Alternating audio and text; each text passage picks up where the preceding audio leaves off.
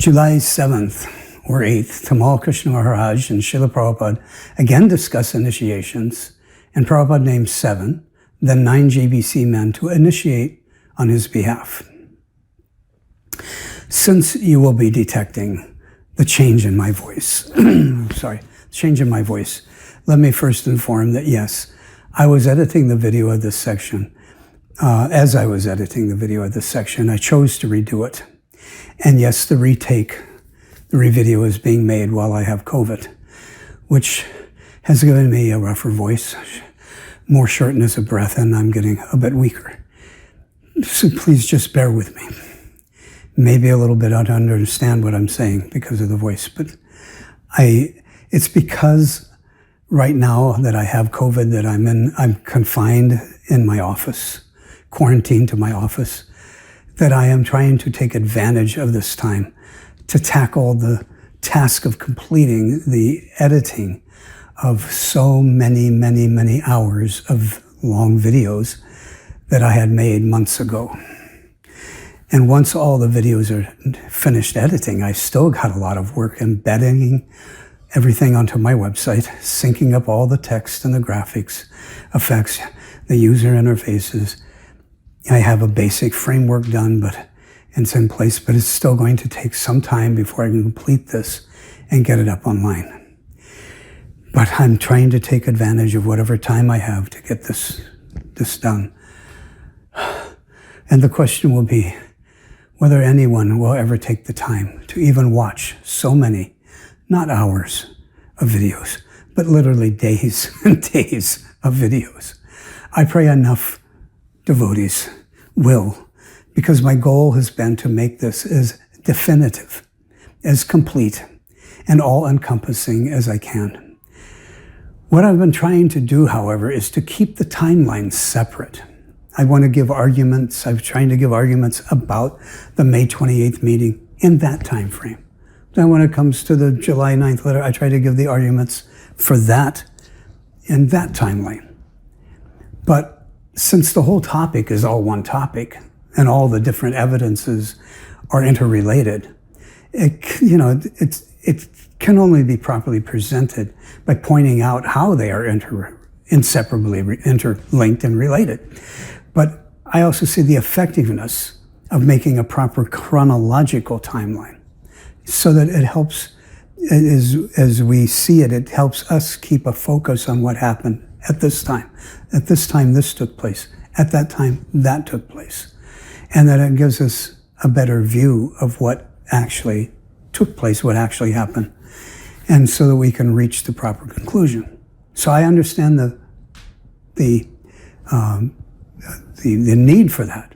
But there's so many times that I have to keep repeating the same arguments over and over because I made arguments on May 28th that the same arguments, many of them will be for July 9th and different timelines.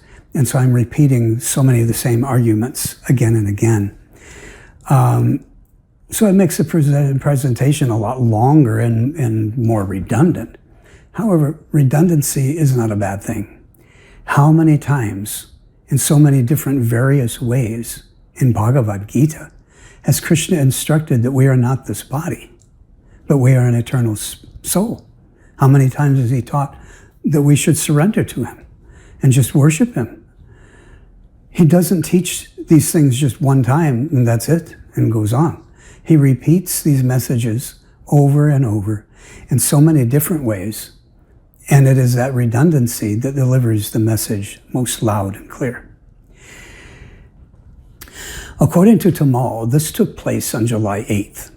He bases the date on his diary entries. The BBT archives list the date of this recording as July 7th. The recording has several long pauses. Srila Prabhupada is speaking slowly. He's very weak. The tape is itself over 10 minutes long. After the tape completes, I will give my analysis. So let's listen. Srila Prabhupada, we're receiving a number of letters now. There's people who want to get initiated.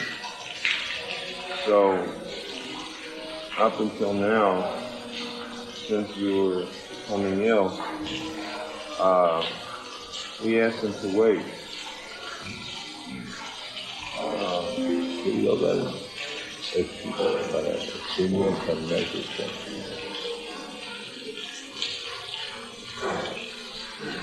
That's what we were doing. I mean, formally we were, the local BBC sannyasis were chanting on the deed, and they were writing to your divine grace, and you were giving a spiritual name. So should that process be resumed, or should we? I mean, one thing is that it's said that the spiritual master takes on the, you know, he takes on he has to cleanse the disciple by, so we don't want that you should have to, your health is not so good, so that should not be, that's why we've been asking everybody to wait. I just want to know if we should continue to wait for more time. No.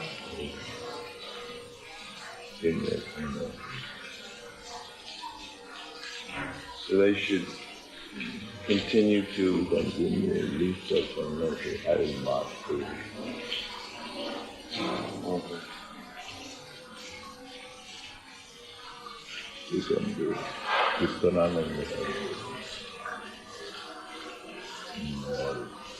absolute can do.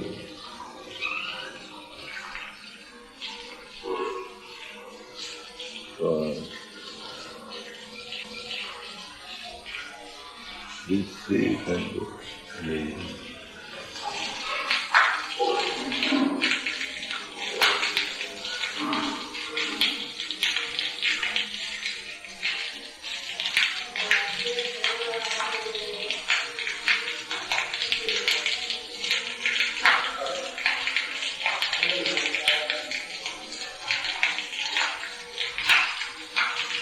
So supposing someone is in America, should they simply write directly to Kirtanananda or Satsuru? Yeah, They don't. Jai Kirtan. Bhagavan. Bhagavan. He can do it. Hare Krishna Maharaj. To do that. Who's there?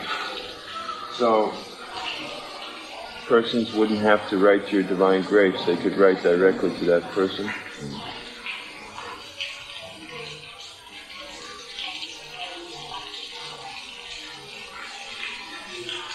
Actually, they're initiating the person on your divine grace's behalf. Those persons who are initiated are still your... Second initiation is very simple. This is for first initiation. Okay. And for second initiation, for the time being, they should... They go ahead. Second initiation, that's how Should... Some devotees are writing you now for second initiation, and I'm writing them to wait a while, because you're not well. So can I continue to tell them that? They didn't do second initiation. By writing you? No. These men. They can also do second initiation. So there's no need for the devotees to write to you for first or second initiation. They can write to the man nearest them. But all these persons are still your disciples. Anybody who gives initiation is doing so on your behalf. Yeah. Sure.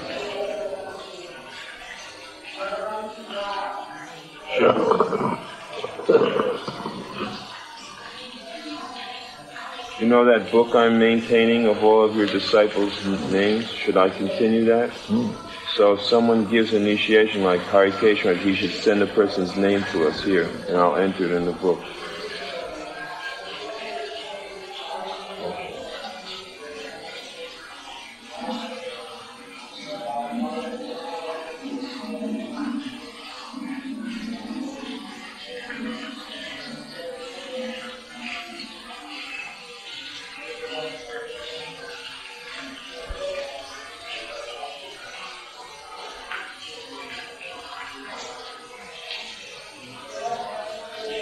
There's someone else in India that you want to do this? India, is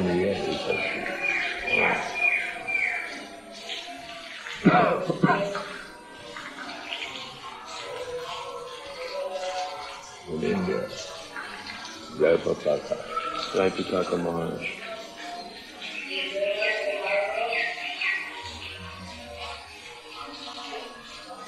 You are also in India. Yes.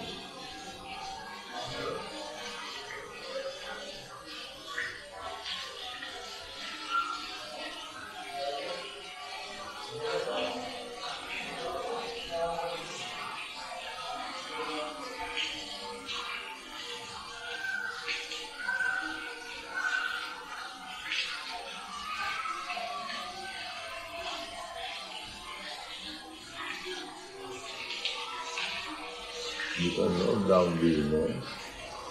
Yeah, I haven't.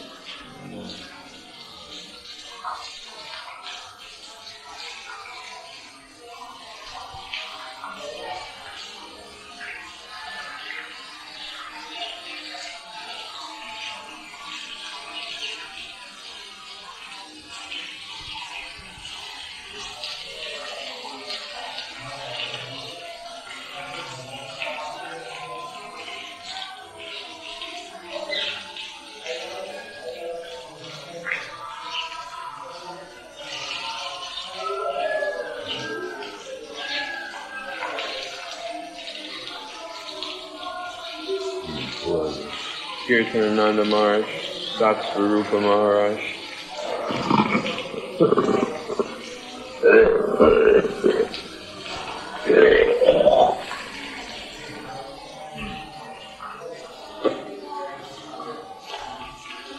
Kirtanananda Maharaj, Satsvarupa Maharaj, Jayatirtha Prabhu, Bhagavan Prabhu, Harikesha Maharaj, Jayapataka Maharaj, and Tamal Krishna Maharaj. That now it is to you. 7, there's 7. All the time in 7 years. 7.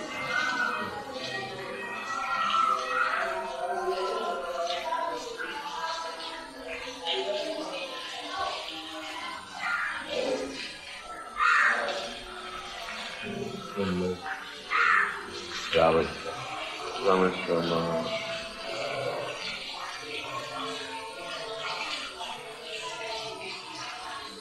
Vidara.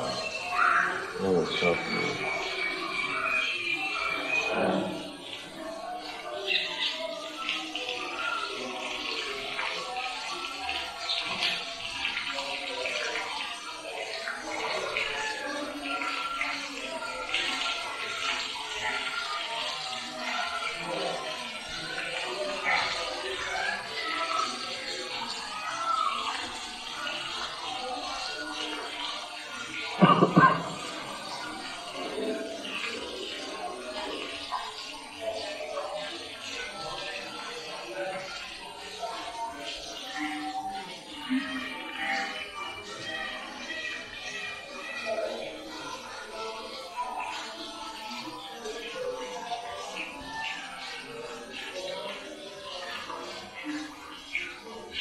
So without working on me, whatever you consider the result, that will depend On discretion.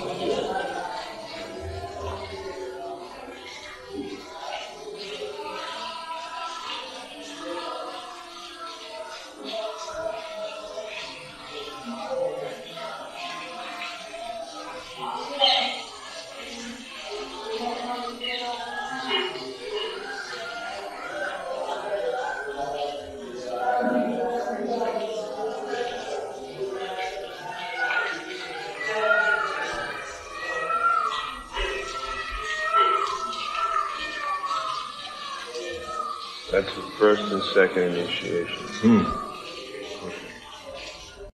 This conversation starts with Tamal asking about the current backlog of devotees who have been recommended for initiation. I have come across a number of arguments regarding this recording as it relates to this issue. So let me deal with a few of them first and get them out of the way before I jump into the analysis. First of all, it's been pointed out that, yes, this conversation is all about the current backlog of initiations and how to address that while Srila Prabhupada was still present.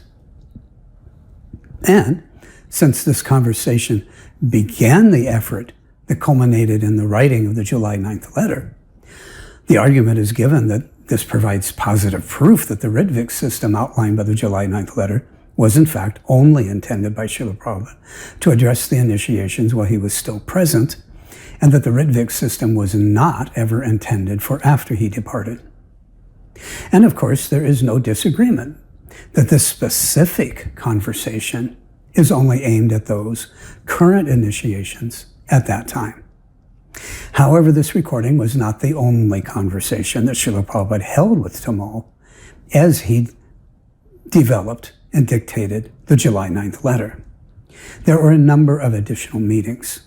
According to Gauridas Pandit Prabhu, he has said there were a number of meetings. And even according to Tamal's own diary, another meeting was held the very next morning. And according to Jasodanandan Maharaj's diary, he saw Tamal walking back into Srila Prabhupada's quarters on the evening of the 9th to further refine and complete the final writing of the letter, which Tamal informed him he was working on and told him that once it was completed, he would, and Prabhupada had signed it, he would let Jasodanandan read it. But the point is, there were a number of additional meetings after this one. And in the subsequent meetings, which were held over a span of at least 2 to 3 days, Srila Prabhupada evolved from what started out to, yes, be a system for just the current backlog of present initiations into the final and settled up system that he wanted in place for after he had departed. As we see on this day in July, Tamal has brought up the topic of the current backlog on initiations. And clearly that is what Srila Prabhupada is addressing in this one particular recorded conversation. However, even though a number of other meetings were held that culminated in the July 9th letter, we do not have recorded copies of those meetings. Excuse me, of those meetings. Gauridas says, Gauridas Pandit has told us all along that the other meetings were actually recorded. And he says that those tapes wound up missing. He makes this claim because he said it was his service to make sure the meetings were recorded. Well, at least he said it was his duty to hit the record button. So he says he knows the recordings were made. What happened to them? No one knows. And they have become fodder for so many conspiracy theories. What we do know is that the July 9th letter contains much more information and more detailed information than what was discussed in this first recorded meeting. Srila Prabhupada gave a formal title to those he had selected, calling them formally Rtvik Representatives of the Acharya. And very importantly, as I point out, when we get to the July 9th timeline, he gave a very clear and explicit link in the July 9th letter that directly links the Rtviks system outlined in that letter to the May 28th meeting with the GBC and to his promise he gave at that meeting that he would soon select men to act as Rtvik. That link binds the Rtvik system given in the July 9th letter to that promise. And that promise he made as his response to the GBC's question as to how initiations would be conducted after he was no longer present with us. Obviously, this one recorded conversation doesn't tell us the whole story about the July 9th letter. We can't reach final conclusions based only on what was discussed here. Since we don't have the other recordings, we have to use the July 9th letter itself as the additional evidence. Yes, again, it's obvious that in this recording, Srila Prabhupada is speaking only of the backlog of present initiations. But since May 28th, when he had stated that he would soon settle up on what the system he wanted for after he departs. By this date in July, he had not yet fulfilled that promise to do so. It is obvious that over the next day or two, Srila Prabhupada chose to utilize what he had started in selecting men to act in a Ritvik capacity for the current backlog of initiations as the ideal starting point for him to finalize the Ritvik system that he said he would finalize and set up regarding initiations for after he had departed. And thus in the subsequent meetings, His Divine Grace then focused on finalizing that system. Again, back in May, he said that the system for after he departs would be conducted by officiating Rtviks. And now here in July, he had already begun selecting men to act in such a Rtvik capacity for assisting him for the current backlog of initiations. It doesn't take any sort of imagination to conclude that after this recorded conversation, he decided to utilize this as the basis for the Rtvik system that he had not yet settled upon, but yet he still had to finish it. It was then in subsequent meetings that he took the care to dictate and finalize that Rtvik system.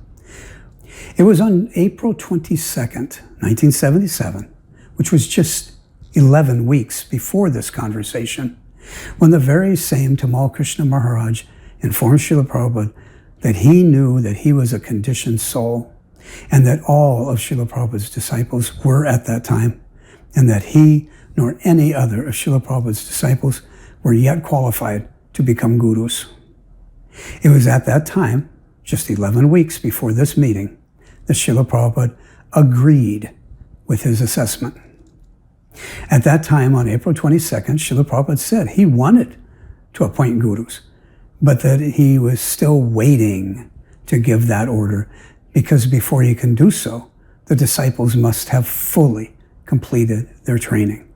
They must be qualified first, meaning they must become topmost Mahabhagavat devotees before he could give such an order. Now here in this meeting, 11 weeks later, let's analyze the process and mood and criteria His Divine Grace is using in the selection of these 11 men.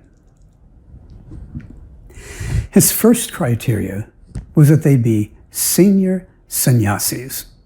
However, even then, as he is selecting these men, he names Bhagawan and Jayatirtha, who at the time were married Grihastha family men living with wife and children. Yet they were yet they were senior devotees and members of the GBC. In the end, that was the one common criteria, that they were all members of the GBC. The only other real criteria that was their location, where they were located. Why were Jayatirtha, Bhagawan, and Rtviks added? Because they were the GBC men for East and West Europe, South Africa, etc. Why was Rameshwar added? Because he was on the west coast of America. Why was Hridayananda added? Because he was the GBC for South and Central America. Those were the only reason those men were added to the list of Rtviks. Just because of where they lived, where they served. The goal was to have Rtvik priests spread around the world, such that temple presidents only needed to write to their nearest Rtvik, who would then execute the Rtvik duties of the initiations on Srila Prabhupada's behalf. That is what this conversation, and that is what this process of choosing these 11 men was all about. The criteria for choosing these 11 men had absolutely nothing at all to do with their so-called qualification to act as guru. He was not herein selecting gurus. He was only selecting men who could act in the capacity of a Rtvik priest. And that was all he was selecting. And again, the whole problem goes back to that wretched, flawed, outright misleading, totally incorrect GBC report of the May 28th meeting. On May 28th, when Srila Prabhupada was asked to explain how initiations would be conducted after he is no longer present with us, Srila Prabhupada informed the GBC that he had not yet settled up how that process was to be conducted. But after he had settled this up, he will select some men to act as his officiating Ritvik priest. That was his actual answer to that question. But the totally corrupt GBC report stated that when he was asked this question, Srila Prabhupada said he would soon select some men who would become actual gurus and initiate their own disciples after his disappearance. That was a totally corrupt statement given in that GBC report. It is not at all what Srila Prabhupada had actually said, and it is not at all what he wanted. And it was based on that corrupt and misleading report that the rest of the GBC unknowingly, and in the beginning, for the most part, all of them simply, innocently, accepted that report and upheld it, because that is what the whole rest of the GBC thought Srila Prabhupada had actually said on May 28th. So when this July 9th letter came out, and they saw that Srila Prabhupada had selected these 11 men, and by the way, they didn't have this recording of this conversation. They didn't know the mood and the exact nature of how Srila Prabhupada selected those 11 men. But when they saw that list of those 11 men, the GBC all reached a totally wrong and corrupt conclusion that the 11 men who Srila Prabhupada had selected there in the July 9th letter were the men that he had supposedly said back in May he would select who would become actual gurus on his disappearance. But the fact of the matter is, he did not say that on May 28th. The GBC report falsely stated that his answer was that he would soon select men, and they would be regular gurus. But that is not what Srila Prabhupada had said. He said he would soon select men who would be his officiating Rtviks, priests. It all goes back to that totally corrupt and wrong GBC report. Again, look at the criteria he used to select these men. He was not selecting these men because he now understood, oh, these men had become fully qualified to become actual gurus. He was not selecting them because he was now satisfied they had fully completed all their spiritual training. He was not selecting them because he was now convinced that these men had reached the true topmost Uttama stage and were now truly Mahabhagavats, who were fully qualified to accept their own disciples. No, not at all. None of these criteria were there in his choice to select these particular men. He was only selecting them because he needed Ritvik priests in different parts of the world. That was all the selection process was about. It was not about gurus. After the GBC men artificially and wrongly propped these men up to such an exalted status, the new next acharyas of our disciplic line, these men took it that they were far more advanced spiritually than all of Srila Prabhupada's other disciples. They and the other GBC members considered that these men had been blessed by Srila Prabhupada with divine potency. Just see how crazy all of this came about. All due to that totally flawed GBC report. It was like a madman's domino show, one domino knocking down the next. The GBC and these men assumed one maddening, totally corrupt idea after the next, all entirely based on that flawed GBC report. They considered, these 11 men considered themselves to be the most exalted of all in ISKCON. They rushed out to have their new Vyasasans carved just slightly lower than those of Srila Prabhupada's. They insisted from the very start that their photos would be placed on the temple altars next to the rest of the disciplic succession. They squabbled about how their Guru Pujas were to be performed. Should they be worshipped should they only be worshipped during Guru Puja and we no longer worship Srila Prabhupada? Or should we now have two Guru Pujas, one for just them and one for Prabhupada? What pada titles should their disciples now lovingly and adoringly call them by? Their whole attention for years was focused on them and how everyone else, the new members especially, but also their own God brothers, how all of us must now properly worship them and respect them and adore them because Srila Prabhupada had just selected them and not others to be real gurus. They were now divine gurus, and everyone else had to know that and properly respect them. Srila Prabhupada and his position and his own mission was totally and offensively diminished. The GBC and these men now declared that they were the authorized gurus for Srila Prabhupada's mission and not his divine grace.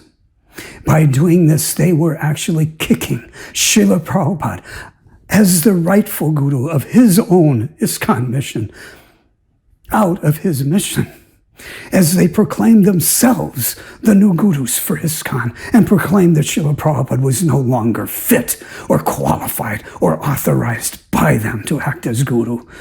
In essence, this is what their actions resulted in. And as soon as you learn the Guru Maharaj is there, now I am so advanced that I can kill my Guru and end it up. Now I am so advanced that I can kill my Guru and end it up. Why did Gauri was fed? Because they tried to become more Guru. Before passing away, he gave all direction. And never said that this man should be the next after. But these people, just after passing away, they began to fight. Who shall be Hassan? Let me tell you.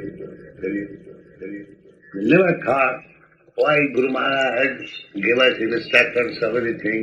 Why he did not say that this man, they wanted to create artificially somebody else, and everything failed. They wanted to create artificially somebody else, and everything failed. They did not consider, it was common sense, that if Guru Maharaj was there to appoint somebody as Acharya, why did he not say? He said so many things. And this point he missed. The real point. And then he said, let's declare, unfit person, unfit person to become Acharya. Unfit person to become Acharya. Let's declare, unfit person to become Acharya.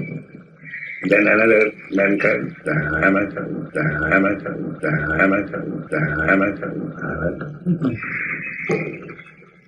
So better remain a foolish person perpetually to be directed by Guru Maharaj. That is perfect. And as soon as you learn the Guru Maharaj is there, now I am so advanced that I can kill my Guru and end it up. Now I am so advanced that I can kill my Guru and end it up.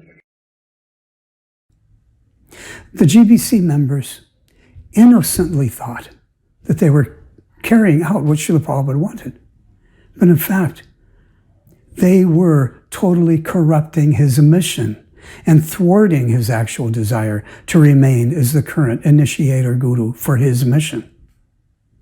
They were placing unfit, unqualified men in the role of guru. They declare unfit person, unfit person, unfit person. They declare unfit person to become Acharya. Then another man comes,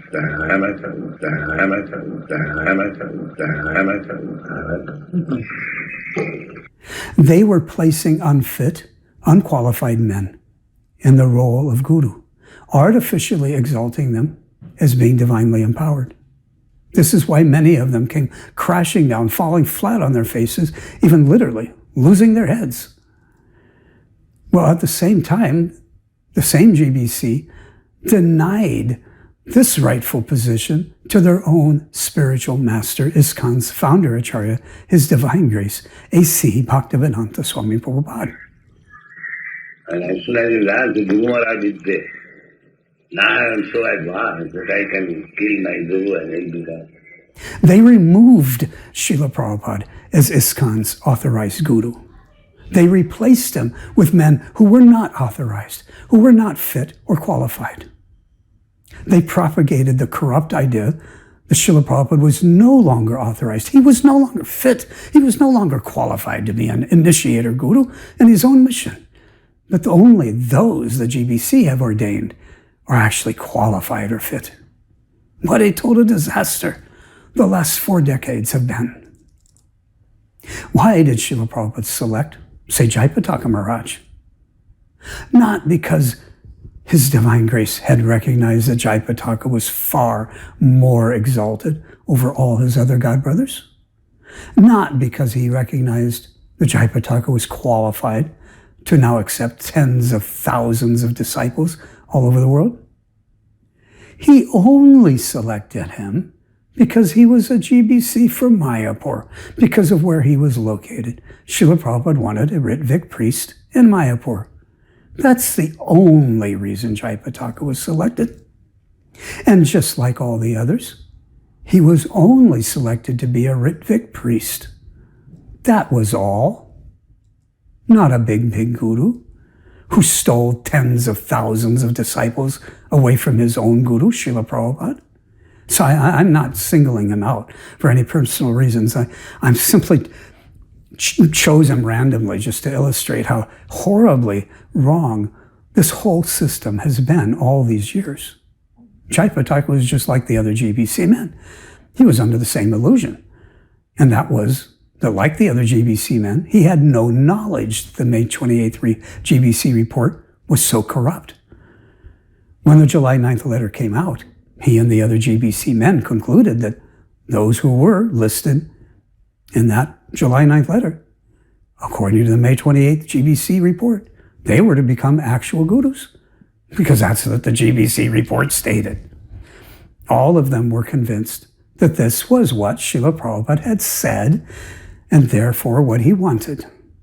But the fact is, Srila Prabhupada never said that the men he would soon select were to become actual gurus, but instead, he said the men he would soon select would become officiating Rtvik priests only on his order, but by his order when he orders. Those men who he gives such an order to, they will become regular guru. But that was totally separate from those he would soon select to act as officiating Rtvik priests. The GBC report left out on my order, but by my order, when I order, and substituted on his disappearance. Look back at what happened after Srila Prabhupada left this world. The GBC, and again, for the majority, practically if not the whole, all of the GBC members, they had no clue, they had no idea that the May 28th GBC report was so corrupt and flawed. We cannot be harsh on them for having taken the path they took, because for the most part, especially at the beginning, they were innocent. They looked at the report and they innocently reached the conclusion that the men Srila Prabhupada selected in the July 9th letter, that those were the men who the GBC report stated would become actual gurus. And based on that flawed report, the GBC accepted these men, these 11 men, as the first 11 new acharyas. If that report had faithfully conveyed what Srila Prabhupada's actual answer was to the question as how initiations would have been conducted after he was no longer present with us, it would have stated that his divine grace had said that he had not yet settled up how those initiations would be conducted. But after this is settled up, he will select some men to act as his officiating Rtviks, priests. That is what the report should have said, because that is what his divine grace actually said, and not what the corrupt GBC report said. He said, if that report had stated what Srila Prabhupada actually said, Srila Prabhupada would never have been removed as ISKCON's one and only initiating spiritual master, and none of the Rameshwaras, Jaipatakas, Indradyumnas, Radhanaths, etc., none of them would have ever become gurus within Srila Prabhupada's ISKCON mission. Srila Prabhupada would never have been prevented from rightfully and properly continuing to act as the one and only truly qualified and authorized initiating guru for his own mission. If others become guru, they can only do so by taking leave of Srila Prabhupada's ashram and starting their own separate ashram, just as exactly as Srila Prabhupada had done. As I've said before, no rank and file devotees, no temple presidents, no one had access to all those conversations for many years after Srila Prabhupada departed. Even the GBC members themselves didn't have access to the May 28th meeting recordings for many years. Very early on in 1978, Pradyumna Prabhu complained that what the GBC was doing by elevating these men to the post of gurus was wrong, because he pointed out that they were not actually qualified. And from the start, the GBC didn't tolerate such opposition to the path they had taken. Again, it all goes back to that one report. The GBC thought that the men Prabhupada would soon name were to become actual gurus.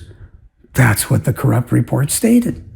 That is what the GBC innocently thought Srila Prabhupada wanted. So when devotees humbly spoke up and said this was wrong, the GBC felt that they were obligated to uphold what they mistakenly thought was what Srila Prabhupada really wanted. And so those who spoke up, saying these men were not fit to be elevated to the post of guru, those devotees were totally kicked out of Prabhupada's mission. The GBC considered Prabhupada had selected those men to be actual gurus, and therefore they saw that any belittling of the new gurus was nothing less than Vaishnava aparad against a bona fide acharya in our disciplic line. And thus so many loving disciples of Srila Prabhupada were kicked out of their own guru's mission. Those who had enough knowledge and insight to know that the path the GBC had taken was wrong and spoke up, they were unceremoniously removed from Prabhupada's mission, just as Srila Prabhupada himself was removed as the actual guru of his own mission. That report is what had sent the GBC and sent ISKCON down the wrong path and have turned it totally upside down, inside out, for over 40 years. It is now time to reclaim Srila Prabhupada's mission before all of his direct disciples leave this world. Before we depart, we must do this as our service to Srila Prabhupada. That's why I'm making this presentation, as part of my effort in this way. We must take the needed actions, come together as a family to restore and finally establish the system that His Divine Grace actually wanted. We must re-establish His Divine Grace, A.C. Bhaktivedanta Swami Prabhupada, as the one and only, truly authorized, initiating spiritual master for His ISKCON mission. We must all do this cooperatively as our collective duty, and all work together to finally turn Srila Prabhupada's mission upside up We are getting old. Many have already left us. For all of us, our time is limited. We must all come together now, as soon as possible, whatever it takes, and do this for Srila Prabhupada before we're all gone, and it will be too late. As I said, I have added this in after I had already recorded and fixed the rest of the presentation. But I felt it was needed here. The rest of the presentation will give many of these arguments, but please continue on, as we still have a lot more timelines to cover.